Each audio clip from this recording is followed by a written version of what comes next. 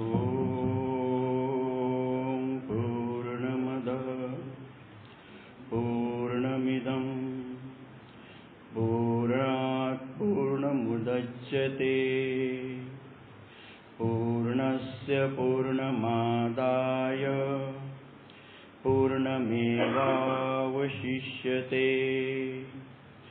ॐ शान्तिः शान्तिः शान्तिः। गुणातीतोऽक्षरं ब्रह्म भगवान् पुरुषोत्तमः।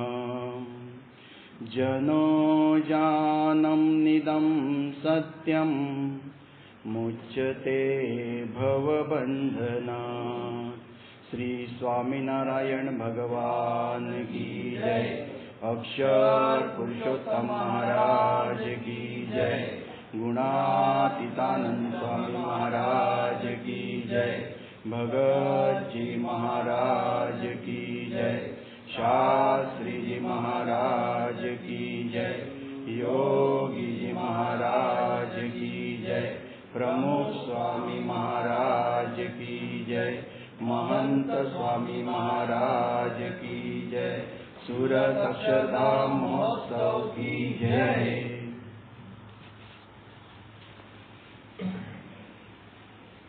अपन ने कल देखा था शांतनु राजा का ब्याह गंगा से हुआ। 7 पुत्र को उसने नदी में बहा दिया। 8वां जो था उसे शांतनु राजा वापस राजमहल ले आए। वही देवव्रत ने जब वापस शांतनु राजा को सत्यवती से मन मचल गया तो वापस और शादी का विचार आया। तब देवव्रत ने प्रतिज्ञा ली, जो मैं आजीवन ब्रह्मचर्य रहूंगा। ये प्रतिज्ञा भीष्म प्रतिज्ञा अपन सब जानते हैं। उसी दिन से वो भीष्म भी कहलाने लगे। जब तक वो देवव्रत थे, उसके बाद में वो भीष्म हो गए। उसके बाद में अपन ने देखा जब धृतराष्ट्र का ब्याह किया, गांधारी ने भी अपने आंखों पर पट्टी बांध ली। अपन ने देखा कि महाभारत तो अपने को सिखाता है कि पति पत्नी का एक दूसरे से तरीका ये होना चाहिए तो संसार बराबर चलता है। एक दृष्टांत लेके आगे की कथा को अपन प्रारंभ करेंगे। जैसे राम और सीता जी जब वन में थे तो सीता जी को मृग दिखा, हरण दिखा। सीता जी ने कहा कि ये मुझे चाहिए। तो राम ने कहा कि ये कुछ लेने तरीका नहीं है, ये मायावी नहीं, मुझे यही चाहिए। राम जी ने कहा कि भाई ये लेने तरीका नहीं, ये छोड़ दो। सीता जी ने कहा आज तक कुछ मांगा है, पहली बार मांग रही हूं फिर भी ना कर रहे हो। यही डायलॉग आज तक अपना रेगुलर चल रहा है। आज तक ये डायलॉग उतना ही काम करता है। आज तक कुछ मांगा, पहली बार मांग रही हूं, हर बार ये डायलॉग आज तक पूरा यही है। तो दोनों की दृष्टि समान होनी चाहिए और दोनों की आंखें खुली होनी चाहिए, ये महाभारत हमें कहता है। दोनों की दृष्टि समान होनी चाहिए और दोनों की दृष्टि खुली होनी चाहिए। पांडु का विवाह करना था। भीष्म जी ने विचार किया। यदुवंशी के राजा थे सुरसेन, उनकी पुत्री थी पृथा और उनका एक पुत्र था वसुदेव। ये पृथा जो थी उसको बचपन से ही उन्होंने कुंती भोज को सौंप दिया था। कुंती भोज के वहां ही पली बड़ी हुई और इसलिए उसका नाम कुंती हो गया। उसका नाम पृथा था, पर कुंती भोज राजा के वहां बड़ी हुई, सब वही किया, इसलिए उसका नाम कुंती हुआ। उन्होंने कुंती रख दिया। कुंती बचपन से ही बहुत तपस्वी थी, बहुत तप करती थी। तप करने के रास्ते एक बार उसको दुर्वासा ऋषि प्रसन्न हुए और दुर्वासा ऋषि ने कहा तू इतना तप करती है, मैं तुझे एक आशीर्वाद देता हूं, एक मंत्र देता हूं कि उस मंत्र के द्वारा तू जो चाहे उस देवता को प्रसन्न करके उसके साथ तू पुत्र प्राप्त कर सकती है। तो दुर्वासा ऋषि ने उसे मंत्र दिया। एक बार कुंती को विचार आया, ऋषि ने तो मंत्र दिया है, होगा या नहीं, पता नहीं सही है या नहीं है, एक बार विचार तो करे। और कुंती ने उस मंत्र का उच्चारण किया और सूर्यदेव का स्मरण किया। जैसे ही सूर्यदेव का स्मरण किया तो सूर्यदेव के योग से उन्हें गर्भ रहा, उससे एक पुत्र की प्राप्ति हुई। वो पुत्र मतलब कर्ण। वो कवच सूर्य पुत्र था, इसलिए कवच और कुंडल के साथ उसका जन्म हुआ था। कुंती विचार करने लगी, मैं तो समाज के अंदर रहती हूँ, अभी तो मैं कुंवारी हूँ, अभी मेरी ब्याह नहीं हुआ, और अभी मुझे जब पुत्र हो गया तो ये समाज में मेरी बदनामी हो जाएगी। उसने एक टोकरी ली, टोकरी के अंदर एक कपड़ा रखकर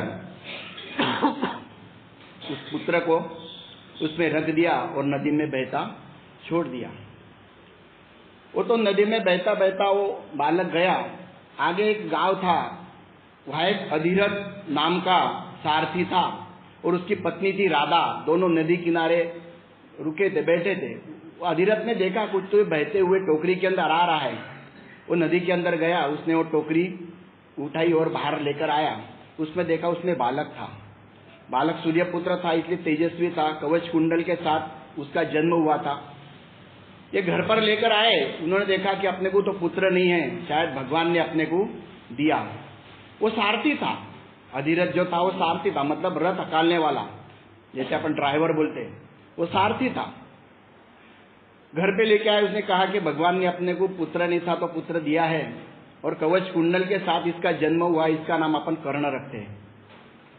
कर्ण वही पलने बढ़ने लगा। इधर कुंती का ब्याह पांडु राजा से हुआ। कुंती के बाद, शादी के बाद पांडु राजा ने मादिभद्र के देश के राजा थे, माद्री उनकी पुत्री थी और उसका भाई का नाम शल्य था। ये माद्री के साथ वापस पांडु राजा का ब्याह हुआ। इधर जो विदुर था, अपन ने कल देखा, जो दासी पुत्र था, उसकी भी शादी देवक राज की पुत्री थी पारसवी, उसके साथ उसका ब्याह हुआ। पारसवी जो थी भगवान कृष्ण की बहुत भक्त थी, इसलिए उसका दूसरा नाम सुलभा भी था। धृतराष्ट्र तो अंधे थे, राजकारभार नहीं चला सकते थे, इसलिए पांडु को राजा बना दिया था। पांडु एक बार अपनी दोनों पत्नियां कुंती और माद्री के साथ जंगल में विहार करने गए। जब घूम रहे थे तब एक जगह शिकार करने के लिए गए थे। एक जगह देखा कुछ पत्ते थे, पान थे, पेड़ के हिल रहे थे। उसे लगा कोई मृग है, धनुष निकाला और तीर छोड़ दिया। जैसे ही तीर छूटा, उधर से एक आवाज आई। पांडु राजा समझ गए ये कोई पशु की आवाज नहीं है, ये कोई अलग है। जाकर देखा तो वहां एक ऋषि अपनी पत्नी के साथ रत्र क्रीड़ा कर रहे थे। जैसे ही वो बाण उस ऋषि को लगा, ये तो पांडु राजा ने देख लिया कि इसको तो अभी बाण लग गया है, तब वो ऋषि ने उसको श्राप दे दिया कि तूने मुझे बाण मारा है, तू जब भी तेरे पत्नी के से विषय भोग करेगा उसी वक्त तेरी मृत्यु हो जाएगी। पांडु राजा को श्राप दे दिया कि तू जब कभी भी तेरी पत्नी से विषय भोग करेगा उसी वक्त तेरी मृत्यु हो जाएगी। अब पांडु राजा तो विषय भोग नहीं कर सकता था, बीमार भी हो गया, रोग भी लग गए, करना क्या? कुंती ने देवताओं को मंत्र का आह्वान किया और धर्मराजा को स्मरण किया। धर्मराजा ने कुंती के साथ योग किया और उसको एक पुत्र की प्राप्ति हुई, उसका नाम है युधिष्ठिर। उसके बाद कुंती ने कुछ दिन बाद वापस उस मंत्र का स्मरण किया, वायु देवताओं का आह्वान किया और वायु देवता आए और वायु देव ने जब कुंती के साथ योग किया, उससे जो पुत्र हुआ उसका नाम भीम। और तीसरी बार वापस जब कुंती ने इंद्रदेव का प्रार्थना किया, इंद्रदेव को आया, इंद्रदेव से जो पुत्र हुआ उसका नाम अर्जुन। कुंती के 3 पुत्र, युधिष्ठिर, भीष्म और अर्जुन। माद्री थी भीष्म नहीं, भीम, युधिष्ठिर, भीम और अर्जुन। माद्री थी, माद्री को भी पुत्र नहीं हो रहा था, तो कुंती ने उनके लिए भी भगवान देवता का आह्वान किया और अश्विन कुमार के द्वारा माद्री को 2 पुत्र हुए, एक का नाम नकुल और एक का नाम सहदेव। ऐसे 5 पुत्र पांडु राजा के हैं, युधिष्ठिर, भीम, अर्जुन और माद्री के 2, नकुल और सहदेव। ये पांडु राजा के पुत्र, इसलिए अपन पांडव उनको कहते हैं। इधर गांधारी थी। गांधारी विचार करी थी, मैं बड़ी हूं, मैं जेठानी हूं, मेरी देवरानी के वह पुत्र युधिष्ठिर का जन्म हो गया था कि उसको पुत्र प्राप्त हो गया, पर मुझे अभी संतान नहीं है, मैं जेठानी होकर मुझे संतान नहीं हो रहा है। उस वक्त उसने व्यास जी को प्रार्थना किया। व्यास जी आए और व्यास जी को कहा कि मैं जेठानी हूं, मेरी देवरानी को पुत्र योग हो गया, पर मुझे अभी हो नहीं रहा है, मुझे आशीर्वाद दो, मुझे 100 पुत्र हो जाए। तब व्यास जी उसको आशीर्वाद देते, शतपुत्री भव। व्यास जी ने आशीर्वाद तो दे दिया, गर्भ रह गया। जैसे अपन देखते हैं सामान्य गर्भ 9 महीने के बाद वो बालक जन्म ले लेता है, पर 9 महीने हो गए, गर्भ कुछ जन्म धारण नहीं कर रहा था, गर्भ के अंदर ही था। गांधारी विचार करने लगी कि ऐसे कैसे हो गया। 1 साल हो गया, फिर भी गर्भ धारण नहीं कर रहा था। 2 साल हो गए, अब गांधारी बहुत दुखी हो गई कि ये भी कैसा हो गया। गुस्सा आया उसको, संताप आया कि 2 साल हो गए, अभी तक ये गर्भ जन्म क्यों नहीं धारण कर रहा है, गर्भ में ही क्यों है। उसको इतना गुस्सा आया, इतना क्रोध आया, एक लकड़ी की काठी ली और खुद के गर्भ के ऊपर जोर से मार दिया। जैसे ही गर्भ पर लकड़ी की काठी मारी, मांस का टुकड़ा नीचे गिर गया। रोने लगी, पश्चाताप करने लगी कि ये क्या हो गया, मेरे से क्या हो गया, मैंने क्या कर दिया। रो के पश्चाताप कर रही थी। व्यास जी को प्रार्थना की। व्यास जी आए और कहा कि ऐसा ऐसा मेरे से भूल हो गई, मेरे से गलती हो गई। तो व्यास जी ने कहा कोई बात नहीं, एक काम करो, मिट्टी के घड़े लाओ, 101 घड़े लाओ। 101 मिट्टी के घड़े लाए गए, उसके अंदर घी भरा गया, कुछ व्हाइट प्रभाव सफेद प्रवाह उसके अंदर डाला, और उस मांस के टुकड़े किए, 101 टुकड़े किए, और हर एक टुकड़ा एक एक मटके के अंदर, वो मिट्टी का जो बर्तन था उसके अंदर डाले गया और उसका मुंह पैक कर दिया गया। और जो 100 थे उसमें से वो 100 कौरव है, और एक जो थी वो पुत्री है उनकी, उसका नाम है दुशला। ऐसे 100 कौरव और एक उनकी पुत्री दुशला, उनका ये हुआ, जन्म हुआ। अपन देखते हैं उस वक्त भी कैसी टेक्नोलॉजी थी। अभी अपन टेस्ट ट्यूब बेबी सुनते हैं, पर ये तो उस वक्त से टेस्ट ट्यूब बेबी अभी होता है। ये तो महाभारत के वक्त से, मैंने पहले दिन कहा था कि महाभारत के अंदर जो है वो सब कुछ सब जगह है, और जो महाभारत में नहीं हो कहीं नहीं। महाभारत में हर चीज देखने को, अपने को सुनने को मिलती है। उसमें से गड़े आज अपन देखते हैं टेस्ट ट्यूब बेबी में से बालक का जन्म होता है। अपने हिंदू की कैसे ऋषि मुनि थे, कैसी टेक्नोलॉजी थी, अपन विचार नहीं कर सकते। अपन गए होंगे जलगांव से, जब अपन संभाजी नगर जाते, बीच में एलोरा अजिंठा आता है, कई लोग गए होंगे, तो नहीं गए तो देखना। वहां पर एक बहुत बड़ा शिव मंदिर है। उसकी खासियत ऐसी है कि एक ही पत्थर के अंदर वो पूरा शिव मंदिर बना है। और दूसरी खासियत उसकी ऐसी है, कोई भी मंदिर है वो नीचे से ऐसा ऊपर बनते हुए आता है। उस शिव मंदिर की खासियत ऐसी है कि उसका सबसे पहले कलश बनाया गया, उसके बाद शिखर बना, उसके बाद घुमड़ बना, उसके बाद खंबे, गर्भगृह, उसके बाद पगथिया और बाद में रास्ता। ये शिव मंदिर की खासियत है। अपने को पता ही नहीं अपने जो पूर्वज थे कितने होशियार थे, कैसी टेक्नोलॉजी थी, आज के जमाने भी नहीं हो सकता। शिखर से लेके पगथिया तक मंदिर बनाना आज भी नहीं हो सकता। अपन खाली गुलामी के अंदर रहे, इसलिए अपने को ये बातों का पता नहीं है। ऐसे में दुर्योधन का जन्म हुआ।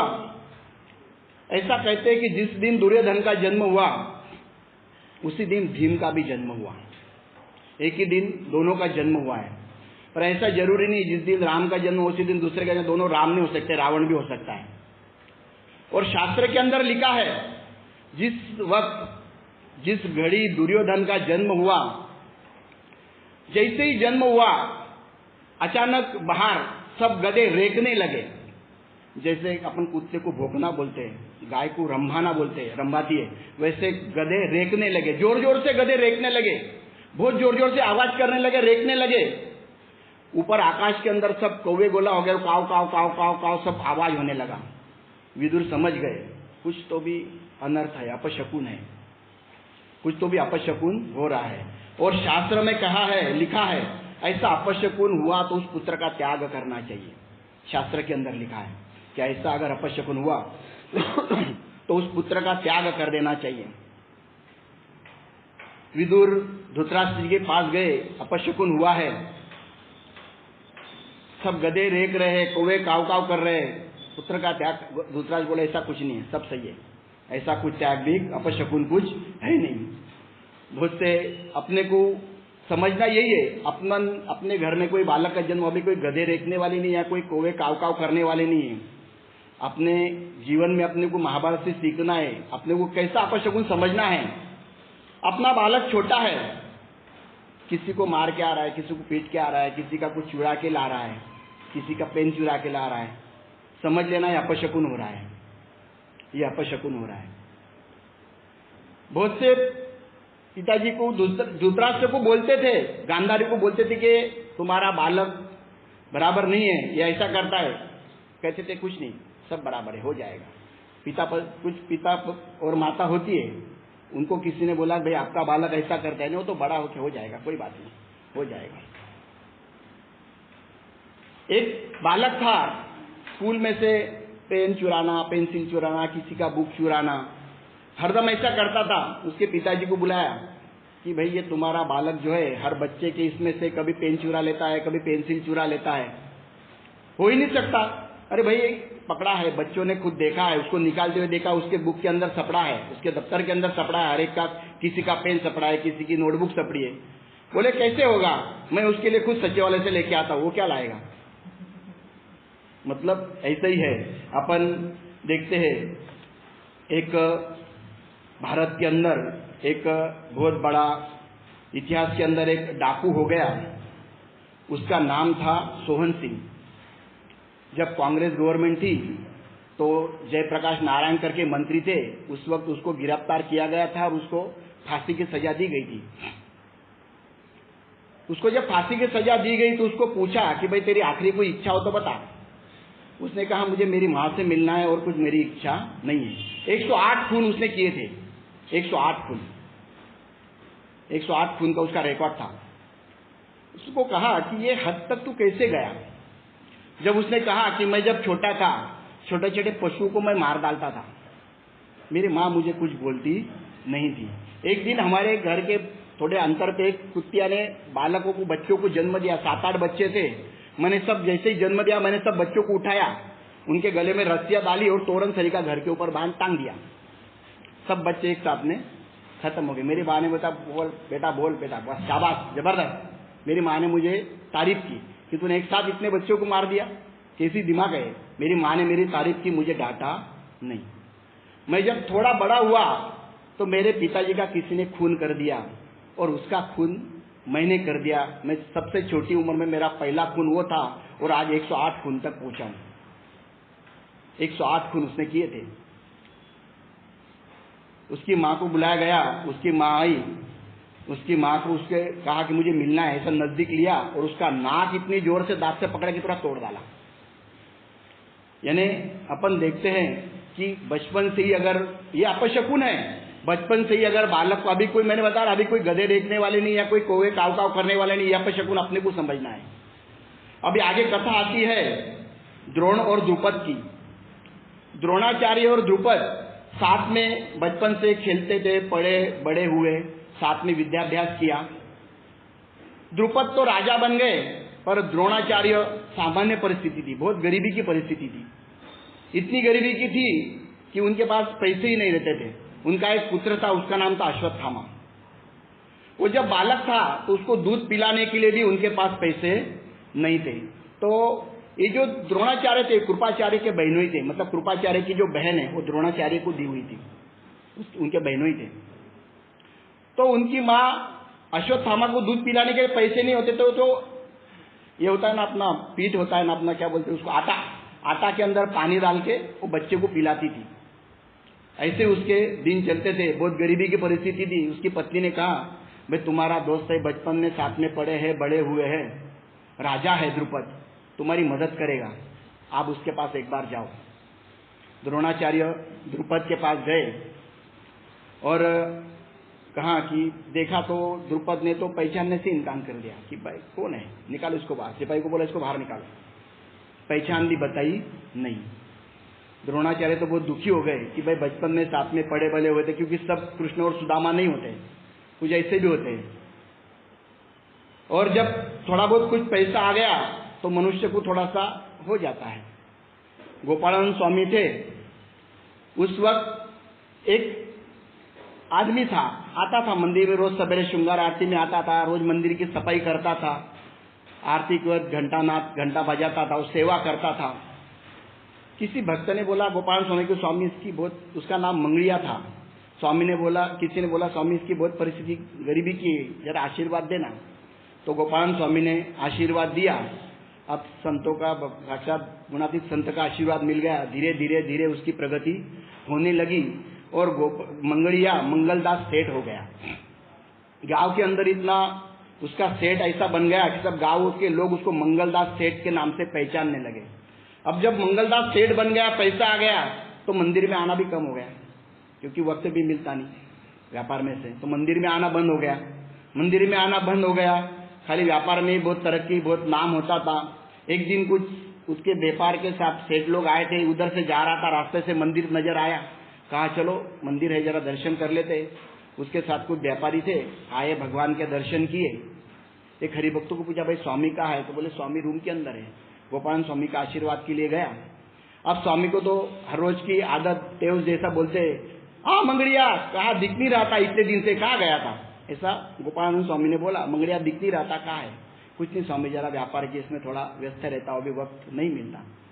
तो आशीर्वाद दिया, सब बातें हुई, बाहर निकला। उसको अच्छा नहीं लगा, सब उसके साथ व्यापारी थे, उसके साथ मंगड़िया उसको बोला, गोपाल स्वामी ने उसको अच्छा नहीं लगा, उसको बुरा लगा।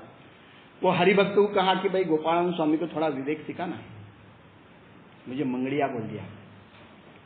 तो वो तो चले गए। फिर वो हरिभक्त ने स्वामी को बोला, स्वामी आपने उसको मंगड़िया बोला, उसको बुरा लग गया, उसको अच्छा नहीं लगा। स्वामी हो सकता है अपनी गलती है, वो मंगलदास सेठ है, अपने मंगड़िया नहीं बोलने को ना, अपनी गलती हो गई, कोई बात नहीं, अपन नहीं कहने को ना। पर देखो सत्पुरुष है, गुणातीत संत है, जब एक बार दृष्टि मुड़ी, फिर बाद में धीरे धीरे धीरे धीरे वो मंगलदास का धंधा बैठने लगा और वापस रास्ते पे आ गया। एक दिन सवेरे सवेरे गोपाल स्वामी आ रहे थे, श्रृंगार आरती के लिए देखा कोई झाड़ू लगा रहा है। नजदीक जाके देखा तो वही मंगड़िया। अरे मंगलदास सेठ आप? स्वामी मैं मंगलदास नहीं, मैं आपका मंगड़िया ही हूँ। मैं मंगलदास नहीं हूँ, मैं आपका मंगड़िया ही हूँ। ऐसा होता है। द्रुपद ने द्रोणाचार्य का अपमान किया। द्रुपद तो पैसा आ गया था इसलिए उसको ये हो गया, पर द्रोणाचार्य को दुख हुआ। चलते चलते वापस जा रहा था, हस्तिनापुर दिखा। वहां बाहर सब, अभी मैंने तुम्हारे को बताया, जैसे ये पांडु राजी की मृत्यु होगी उसके बाद तो कुंती सब पांचों को लेकर हस्तिनापुर में आ गए थे, वही रहते थे। वही सब बाद में धृतराष्ट्र को तो अच्छा नहीं लग रहा था, क्योंकि उसका ये था, पर वो राजा बन गया था।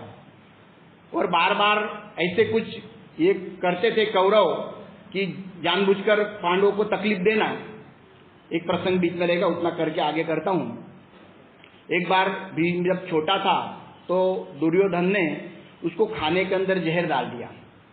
जब वो बेहोश हो गया, उसको सब कौरवों ने कपड़े के अंदर बांधा और नदी के अंदर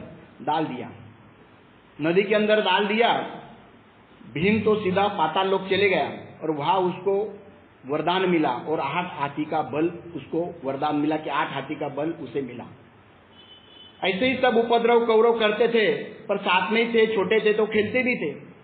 एक बार ऐसे ही खेल रहे थे, उसी दिन उधर से द्रोणाचार्य आ रहे थे। उन्होंने देखा बच्चे खेल रहे हैं, तो उनकी जो खेल रहे थे वो गेंद कुएं के अंदर गिर गई। अब सब छोटे छोटे बालक थे, विचार करने लगे कि भी गेंद कैसे निकलेगी, कुएं के अंदर गिर गई है। सब देखने लगे। तब द्रोणाचार्य जी वहां गए और पूछा क्या हुआ, तो बोले हमारी गेंद कुएं के अंदर गिर गई। द्रोणाचार्य ने धनुष्य बाण निकाला और ऐसा तीर लगा कि उछाल के वो गेंद वापस बाहर आई। सब बच्चे कौरव पांडव खुश हो गए, नाचने लगे कि वाह आपने हमारी गेंद निकाल दिया। सब खुश हो गए। सब उनको लेकर राजमहल में आए। राजमहल में भीष्म जी से कहा कि इन्होंने हमारी गेंद निकाल दी, धनुष्य बाण ऐसा मारा तीर की गेंद ऊपर आ गई। तब भीष्म कहता है आप एक काम करो, वो तो कुलवान थे, गुणवान थे ही, आप इनके गुरु बन जाओ और इनको विद्याभ्यास शुरू कर दो। जब से वो द्रोणाचार्य, गुरु द्रोणाचार्य बन गए, राज गुरु बन गए, राजगुरु बन गए। तो रोकना है, रोक देंगे, मीटिंग है आज। हाँ, तो अभी यहाँ थोड़ा अपन विश्राम देंगे, आज थोड़ा हमारी मीटिंग है, तो आगे की कथा अपन कल करेंगे। श्री